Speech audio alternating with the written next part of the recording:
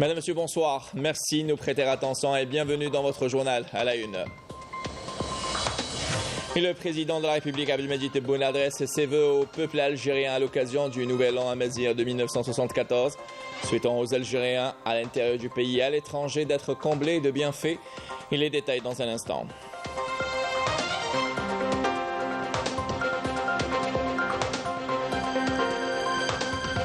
Remise des prix aux lauréats de la 4e édition du prix du président de la République de la littérature et la langue amazigh, qui se sont distingués cette année par leur innovation et leur créativité en présence du Premier ministre Nedel Arbaoui, représentant personnel du président de la République.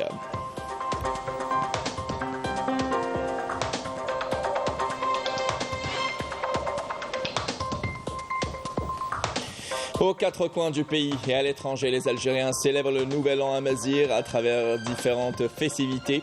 Nous irons dans ce journal à Marseille où notre communauté a organisé des expositions d'habits et de mets traditionnels notamment. Et à Alger, tout un marché dédié à la fête de Yennayer a été implanté au pied de la Grande Poste. Ce marché se veut une vitrine sur la diversité culturelle et les legs ancestraux.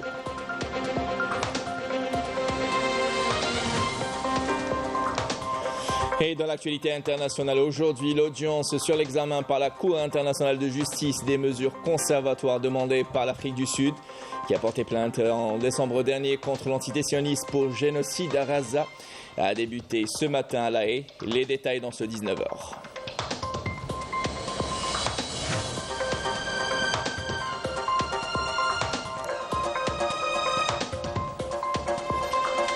Sport et à 24 heures du coup d'envoi de la CAN en Côte d'Ivoire. L'Algérie présente à ce rendez-vous sportif continental à travers évidemment le 11 national qui est arrivé hier à Bouaké, mais également à travers un opérateur économique spécialisé dans la confection de tapis et de pelouses qui a doté les maintes courantes des stades de Bouaké. De quoi en être fier. Plus de détails avec notre envoyé spécial Smaïl Belkhaïdia depuis Bouaké en Côte d'Ivoire en direct dans ce journal. Voilà pour l'essentiel de l'actualité en titre. Bienvenue à vous tous. Tout d'abord, et merci de nous rejoindre. Tout d'abord, le président de la République, Abdelmadjid Tebboune, a adressé ses vœux au peuple algérien à l'occasion du Nouvel An Amazigh. À l'occasion du Nouvel An Amazigh, écrit le président de la République, je souhaite à toutes les Algériennes et à tous les Algériens, à l'intérieur du pays et à l'étranger, d'être comblés de bienfaits, gloire et dignité à l'Algérie. Amegez a conclu le président de la République sur son compte officiel. Et justement, la célébration de Yennayer s'est faite aujourd'hui à travers la célébration de la 4e édition du concours national du prix de la littérature de la langue amazigh et remise des prix aux lauréats qui se sont distingués par leur innovation en présence du Premier ministre Nedel Arbaoui, représentant personnel du président de la République. Plus de précisions avec Emina Saïdji. Les lauréats de la 4e édition du prix du président de la République de la littérature et de la langue amazigh se sont distingués cette année par leur innovation et leur créativité. Les efforts de l'État visent à consacrer cette dimension identitaire authentique afin de préserver et de consolider les composantes de l'identité nationale, que ce soit au sein des espaces institutionnels ou à travers les lois et législations contribuant à préserver cet héritage national, linguistique et culturel de notre pays.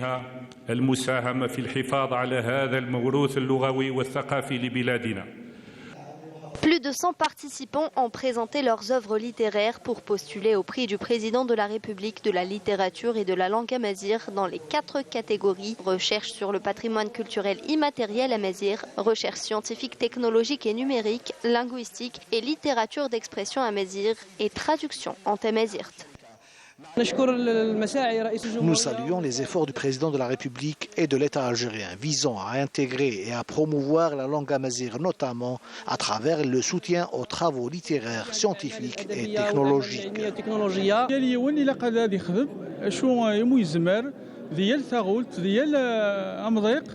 يوكلنا نظر زدات تيويغ الراز أمزوارو ذي ثاغوت نت يمي ذو نذيا ذيك في كمية ثدلسان ثمازيغ سيون القديش يخدمغ يومي سماغ التربية نتزيزوا تزيزوي تكتمن ذيك ثمنات القبايل. Un jury composé d'experts, de chercheurs universitaires et de spécialistes du patrimoine culturel tamazight a été chargé d'évaluer les différents travaux qui lui ont été présentés. Depuis le lancement de ce prix, nous avons atteint plus de 400 écoles dans la région. Cela révèle que le prix encourage la créativité intellectuelle et culturelle. Faire partie des lauréats est un honneur pour moi. Cela m'encourage à m'investir davantage dans le domaine de la recherche et du patrimoine tamazight.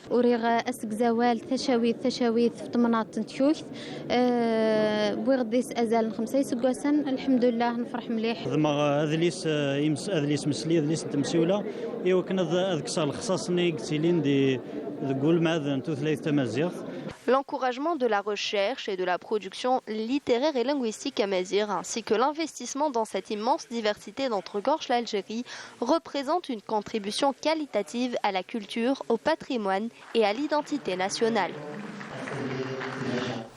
Et je le disais, aux quatre coins du pays, même à l'étranger, les Algériens célèbrent. Et avant cela, cette information, le président de la République, Abdelmajid Tebboune, chef suprême des forces armées, ministre de la Défense nationale, a salué le professionnalisme et l'aptitude et les efforts de l'année de l'armée nationale populaire à renforcer les capacités de défense, consolider et la maîtrise des technologies, saluant la consolidation par l'armée nationale populaire des assises de l'Algérie nouvelle. Et au consulat d'Algérie à Marseille, une ambiance empreinte de festivités célébrant Yennayer dans la joie et la bonne humeur. Une exposition de mets et d'habits traditionnels également ont été au rendez-vous. Afef Belhouchet nous dresse le topo dans cette correspondance depuis Marseille. En ce jour de réception au consulat d'Algérie à Marseille, l'atmosphère était empreinte de festivités, célébrant Yennayer dans la joie et la fraternité. Les ressortissants ont été accueillis dans un cadre orné de motifs traditionnels et de couleurs vibrantes, rappelant les riches coutumes berbères. Les délices symboliques de Yennayer, minutieusement préparées, ont été également offertes au public. Dans un écrin chaleureux, la réception a transcendé les frontières, unissant les présents dans un moment de partage et de connexion avec nos racines culturelles communes. Sous l'égide du consulat général d'Algérie à Marseille, cette louable initiative a incarné l'esprit festif de Yennayer, établissant un lien tangible entre les traditions séculaires et la communauté présente. Un rendez-vous, l'hospitalité a fusionné avec l'héritage ancestral pour le plus grand bonheur des présents. Je suis vraiment ravie, c'est un excellent, ça fait vraiment plaisir. Les coutumes berbères sont perpétuées et de la présentation que vous avez mis en place, c'est vraiment magnifique, ça représente mes origines, ça représente l'Algérie entière et je vous remercie encore et merci au consul de nous offrir cette opportunité. Vous montrer notre origine, notre riche, on fait par الجزائر ان شاء الله اللي احنا امازيغ مسلمين عرب نعرفوا كذا c'est nous la base تاعنا رب العالمين وعندنا تاع الوحده تاع الناس يا pas de différence entre arabe et Je suis très contente de voir tout ça, c'est la première fois que j'assiste, donc je suis flattée de notre peuple algérien, de notre consulat algérien de Marseille, voilà.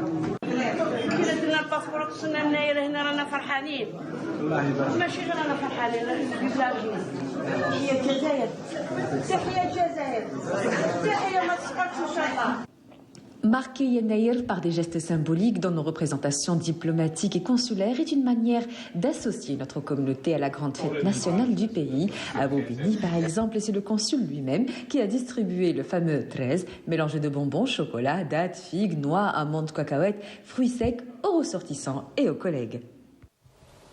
Et à Alger, le marché de Yennayer a trouvé place au pied de la Grande Poste. Une nouvelle tradition, ce marché se veut une vitrine de la diversité culturelle algérienne. Les stands sont une sorte de repère de nos us et coutumes à travers des objets de l'artisanat et des plats de notre riche art culinaire, mais aussi des mélodieux chants. L'ambiance festive de Yennayer là-bas était palpable et la chanteuse Rina Lorari a vécu de très près cet événement. Regardez. Au-delà de l'aspect commercial, le marché de Yenayer est un espace qui reflète l'authenticité et la richesse du patrimoine algérien. Une large palette colorée de divers produits agricoles et artisanaux de différentes régions du pays s'offre aux visiteurs, du tissage au roulage du couscous en passant par la préparation de mets traditionnels. Yenayer est avant tout synonyme d'un profond attachement aux traditions ancestrales léguées par les aïeux. C'était extraordinaire. Hier, c'était l'ouverture. Il y a tous les produits artisanaux de toutes les villes. C'est traditionnel, c'est très très très beau. Surtout, ils nous ont expliqué comment faire de l'huile kabyle. Ce sont les signes traditionnels amazigh. C'est une dame qui me les a fait, une jeune femme très gentille. C'est une démonstration. Nous sommes là pour représenter notre région. Nous sommes spécialisés dans tout ce qui est tradition. Le roulage du couscous, le tissage ainsi que la fabrication des serros.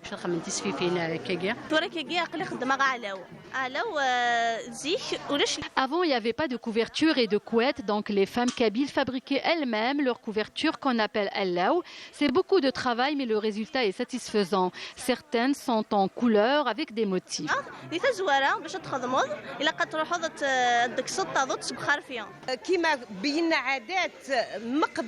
Nous avons choisi 3 wilayas, Al-Bayot, Tizi Ouzou, Bouira, pour montrer les activités de la femme amazigh, ces traditions que nous souhaitons préserver et transmettre aux générations futures.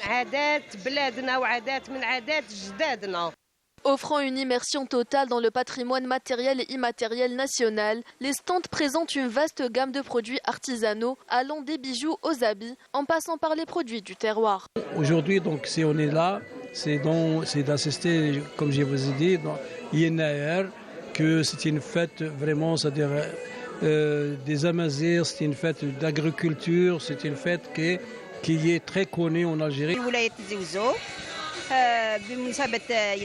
Nous sommes venus de Beni Douala pour participer aux festivités de Yenayer avec des plats traditionnels, des robes kabyles, des tapis, de l'artisanat. J'ai visité presque tous les stands, toutes les wilayas. Donc on a une variété, une grande variété de production artisanale. Une richesse algérienne. Donc toutes pour les spécialités confondues, hein, ce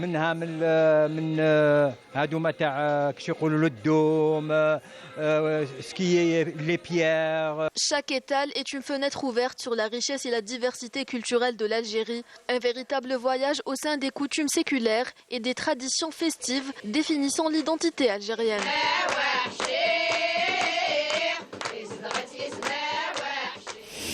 Avec l'ambiance festive de la fête de Yenayer, on y reste pour parler de ces femmes artisanes qui se sont donné rendez-vous au centre de thalassothérapie de Sidi Ferrej à Alger. Ce centre abrite une exposition d'une quinzaine d'artisanes qui exposent fièrement leur savoir-faire dans différentes spécialités, notamment la couture, le crochet et la vannerie, entre autres. Reportage Youssef Tafer, Badia Marni Réci. Avec leurs mains de fée, elles façonnent de belles pièces d'artisanat. Elles, ce sont les gardiennes des traditions algériennes venues des 4 coins du pays pour montrer leur savoir-faire. Je suis spécialisée en tricotage, avec le crochet, les aiguilles, le tricotin. Tout ce qui est laine, je le fais. Et c'est une occasion qui encourage tous les artisans à présenter leurs ouvrages. En dessin sur galet. J'aime bien la miniature. J'ai préféré j'ai essayé de faire des choses comme ça plus grandes, mais ces expositions nous permettent de mettre en valeur ce qu'on a de beau chez nous. L'Algérie est riche de son patrimoine matériel et immatériel. Yenayer revient chaque année, comme tant d'autres événements, pour rappeler la richesse des traditions séculaires algériennes. Yenayer, déjà c'est une fête nationale. Elle met toujours en valeur nos coutumes, nos traditions, et on découvre avec Yenayer, à chaque année on découvre de nouvelles choses dans le terroir du pays. On a plusieurs, on va dire, plusieurs traditions qui diffèrent par rapport les régions, voilà. Et donc il y a des personnes qui aiment bien découvrir notre patrimoine et l'histoire d'Algérie. Donc pour moi, c'est un signe pour reconnaître notre histoire qui est très très très riche. الناير عنده ناير حاجة قديمة ساكنة ملي حلينا عينينا وحنا فيها. Yennayer est une tradition très ancienne. On la connaît depuis qu'on a ouvert nos yeux. On célèbre Yennayer depuis mon plus jeune âge. Elle nous permet de nous réunir en famille. Du crochet, de la peinture, de la couture, de la vannerie et des koufas en doum, du dessin sur galet, ces produits artisanaux intéressent de plus en plus les Algériens qui n'hésitent jamais à se déplacer dans les expositions de ce genre. Et dans l'actualité internationale, à propos du dossier du génocide mené depuis le 7 octobre dernier par l'entité sioniste dans la bande de Gaza, l'audience sur l'examen par la Cour internationale de justice des mesures conservatoires demandées par l'Afrique du Sud, qui a porté plainte décembre dernier contre l'entité sioniste pour génocide à Gaza, a débuté ce matin à La Haye. Plus de précisions avec Yasmine Msaoudi. L'entité sioniste au banc des accusés. Elle devra répondre devant la Cour internationale de justice de ces crimes commis contre les civils à Gaza depuis plus de 3 mois. Lors des 2 audiences, il sera question d'examiner les mesures provisoires et d'urgence réclamées par l'Afrique du Sud pour éviter la poursuite du génocide. Même l'attaque du 7 octobre ne peut justifier de telles violations. Aucune attaque armée sur le territoire d'un État, aussi grave soit-elle, ne peut justifier une violation de la Convention. La réponse de l'entité sioniste à l'attaque du 7 octobre a franchi cette ligne. Pretoria demande à la Cour internationale de justice d'ordonner à l'entité sioniste de cesser de tuer et de causer de graves atteintes mentales et physiques au peuple palestinien à Gaza. Le pays demande également de cesser de lui imposer délibérément des conditions de vie destinées à entraîner sa destruction, mais aussi de lui permettre l'accès à l'aide humanitaire. L'Afrique du Sud n'était pas la seule à accuser l'entité sioniste de crimes génocidaires. Les Nations Unies l'avaient précédé. Dès le départ, l'Afrique du Sud a considéré l'agression contre Gaza comme un génocide, à l'instar de la Ligue arabe, de l'Organisation de la coopération islamique et de nombreux défenseurs des droits de l'homme à travers le monde. Face à un bilan de plus de 23 000 martyrs, l'Afrique du Sud invoque ses droits et obligations afin de prévenir le génocide et de protéger les Gazaouis de la destruction. Des droits et obligations s'exercent dans le cadre de la Convention de 1948 des Nations Unies sur la prévention et la répression du crime de génocide. Cette démarche n'est pas fortuite car le peuple palestinien à Gaza souffre non seulement d'un génocide mais aussi des difficultés de subsistance dues au blocus imposé par l'entité sioniste. De son côté, le secrétaire d'État adjoint palestinien à l'ONU a affirmé que la plainte déposée par l'Afrique du Sud devant la Cour internationale de justice contre l'entité sioniste a de solides chances d'aboutir, car elle comporte les points soulevés depuis toujours par l'État de la Palestine auprès de cette institution. Et à propos de la démarche de l'Afrique du Sud auprès de la Cour internationale de justice, Gilles Desvers, avocat français, s'exprime. Il a été contacté par Naoul Abad. On l'écoute. Ce matin, c'était la première audience et on en tire 4 enseignements. Le premier, c'est qu'Israël est convoqué en justice. Israël est habitué à convoquer les Palestiniens en justice, mais cette fois-ci, c'est lui qui est convoqué et qui doit se présenter pas devant n'importe quel juge, vu que c'est la Cour internationale de justice et pas avec n'importe quel reproche, vu que c'est celui du génocide. Et ben, qu'est-ce qu'il fait? Il choisit un avocat et il va se défendre. Donc, on entre dans quelque chose de nouveau qui est le débat judiciaire international et ce sont les mêmes règles de droit, mais simplement maintenant c'est un juge qui s'en occupe, voilà, et c'est un processus qui commence.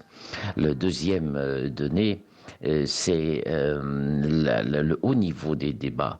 Lorsque la plainte a été déposée, Israël a parlé d'une, je sais plus le mot, d'une diffamation sanglante avec un fond d'antisémitisme, etc. Bon, tout ça s'est balayé en 2 minutes. C'est un débat juridique de haut niveau avec des arguments sur la recevabilité, sur les preuves, sur le droit applicable, sur les mesures à prendre, beaucoup de références de jurisprudence. Donc, c'est vraiment un travail extrêmement sérieux. Le troisième point, c'est la définition du génocide. Et là, j'entends les cris qui nous sont posés depuis le premier jour. Quoi, vous accusez Israël de génocide? Oui, on accuse. Pourquoi? Parce qu'il y a un cadre juridique qui a été rappelé ce matin, et le génocide n'est pas seulement l'élimination physique d'un peuple, d'un groupe de ce peuple, c'est la destruction de ses conditions de vie. Et de ce point de vue-là, la définition est rappelée, mais la force, je trouve, particulière ce matin, c'était la question des faits, c'est-à-dire ce que nous voyons, chacun voit tous les jours, mais qu'il fallait rappeler, et ça a très très bien été rappelé ce matin, la gravité des faits, cette destruction systématique de tout ce qui est palestinien, qu'on arrête de nous dire qu'on pourchasse des commandants du Hamas. On détruit le cadre de vie de la société des Palestiniens. Donc on est bien dans un débat sur le génocide. Et puis le quatrième point, eh bien, c'est que il va falloir maintenant, on attendra évidemment l'audience de demain, la réplique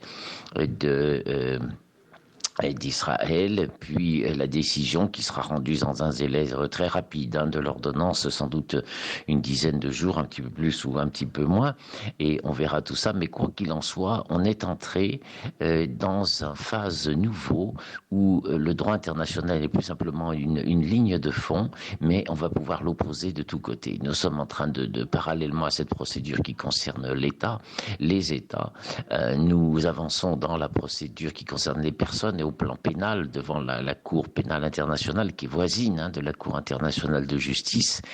C'est un travail construit, c'est un travail fouillé sur les preuves, et la recherche actuellement, c'est parallèlement à cette mesure, d'avancer, de poursuivre, d'avancer la cause palestinienne jusqu'à obtenir les mandats d'arrêt contre le Premier ministre, le ministre de la Défense et le responsable des armées, qui habite lui-même dans une colonie. Voilà. Donc, on est entré dans la phase d'application du droit.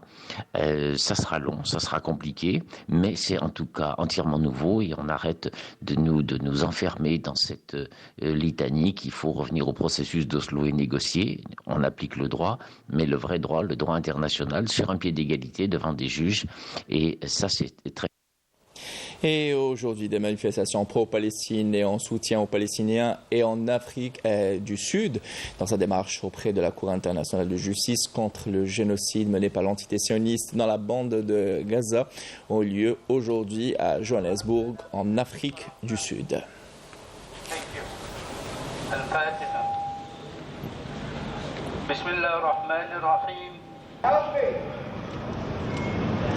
People in Israel, Palestinian and Israeli. We will find Netanyahu and his co-warmongers on that side of the dock where Eichmann was.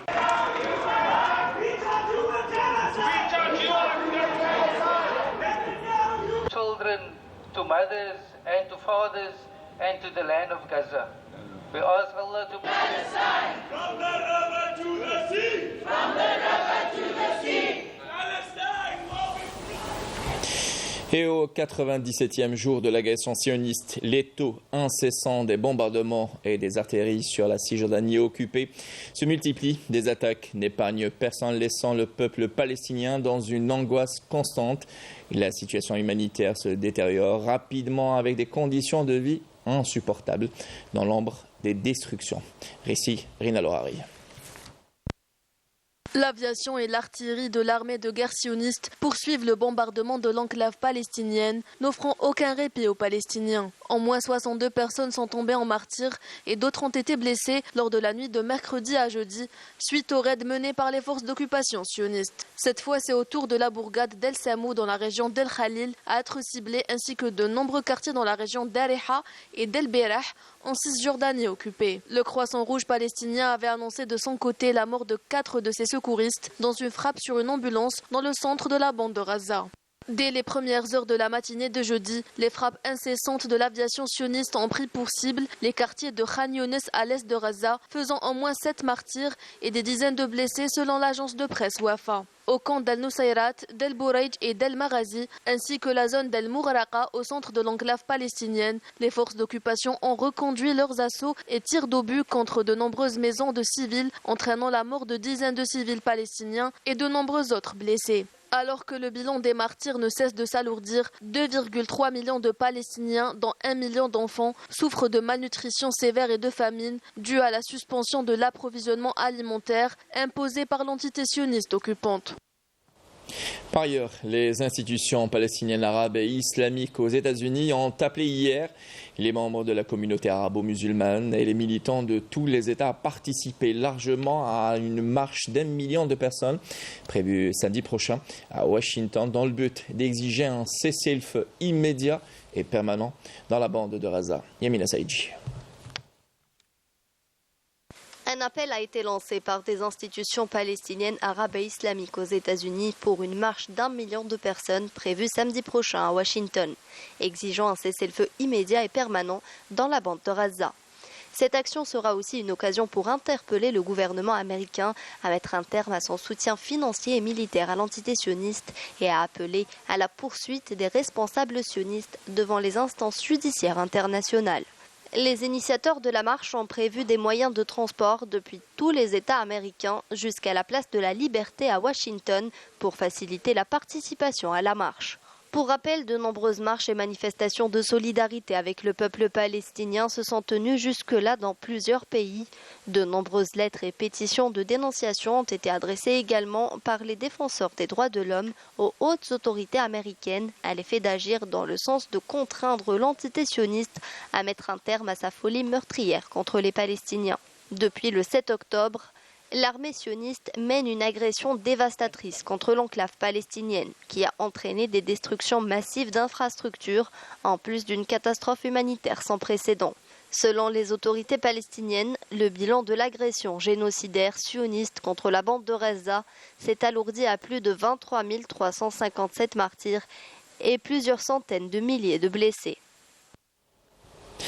Et puis sport, à 24 heures du coup d'envoi de la CAN qui se tient en Côte d'Ivoire du 13 janvier au 11 février.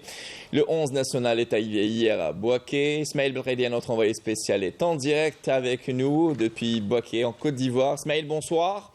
Alors, quelle est l'ambiance qui règne là-bas au risque de me répéter à 24 heures du coup d'envoi de ce rendez-vous footballistique continental très attendu? Alors l'ambiance est bien sûr un peu particulière parce que l'ironie du sort et l'histoire est un éternel recommencement puisque 40 ans après, l'équipe nationale revient à Bouaké pour fouler cette ville accueillante et dans laquelle elle a passé quand même les périples de la CAN de 1984. Alors, il faut savoir que c'est le même stade, la même population très accueillante, il y a une excellente et un accueil chaleureux réservé non pas seulement à l'équipe nationale parce que elle renferme les étoiles, comme ils disent ici, Mahrez, Slimani, Consort et autres Ben Nasser, mais aussi parce que la population algérienne est très bien appréciée ici à Bouaké. Il faut dire que l'on se sent un peu chez nous. Toutes les conditions sont réunies pour que, je pense que toutes les conditions sont réunies pour que l'équipe nationale puisse faire le meilleur parcours possible. Tout est bien. Bon, c'est vrai qu'il fait un peu chaud pour la saison parce que nous on est au mois de janvier, mais sinon, toutes les conditions sont là. Excellente ambiance à l'entraînement. Le moral est au beau fixe. Je pense que Mounir Larj, on ne peut pas rêver de meilleure situation puisque même la population, vous allez vous en apercevoir, tous les habitants de Bouaké sont des supporters de l'équipe nationale algérienne. Merci Ismaël Belredi. Vous m'avez devancé, j'allais vous poser la question s'agissant le climat. Quel temps fait-il? Alors, on a eu notre réponse. Ismaël Belredi, l'envoyé spécial de Canal Algérie depuis Bouaké en direct. Merci beaucoup pour toutes ces précisions. Et justement, la sélection nationale de football a effectué ce jeudi soir sa deuxième séance d'entraînement sur la pelouse du lycée classique de Bouaké. Une séance qui a vu la participation de tous les joueurs et qui était ouverte aux gens des médias durant le premier quart d'heure.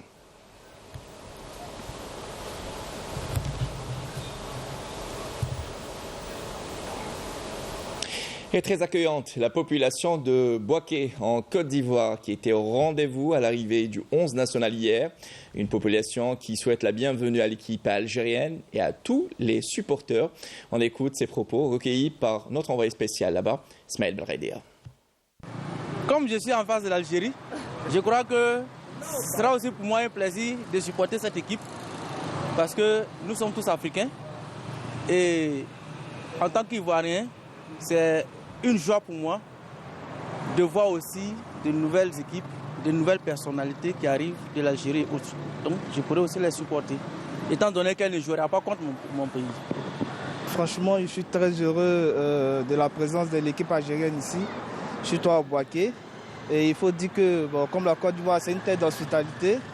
Déjà, nous sommes satisfaits dans l'ensemble de la présence de l'équipe algérienne ici. Je suis ivoirien, je dois supporter mon équipe, mais je supporte aussi l'Algérie. Voilà. S'ils prennent la coupe, je serai content. Mais si mon pays aussi prend la coupe, je serai content. En tout cas, je ne suis pas contre quelqu'un, je supporte toutes les équipes. Voilà.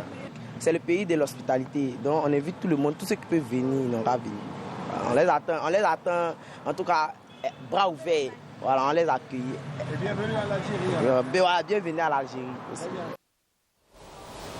Et la participation algérienne à la CAN ne se limite au seul volet sportif, puisqu'une entreprise algérienne est présente sur place. Elle est chargée de couvrir la main courante des différentes pelouses en tapis made in Algeria, nous dit Ismaël Belradia. Le stade de Bouaké, comme tous les terrains de la 34e édition de la Coupe d'Afrique des Nations de la Côte d'Ivoire, ont été recouverts par des tapis fabriqués par une société algérienne qui a décroché ce marché. On est en train de couvrir tous les abords des stades, des pelouses des 6 stades qui vont abriter la CAN 2024, Inch'Allah.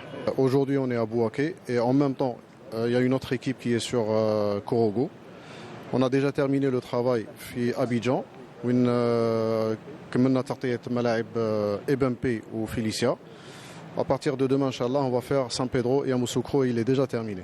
L'expérience acquise au CHAN organisé par l'Algérie l'année passée a grandement contribué à la mise en valeur de la compétence algérienne.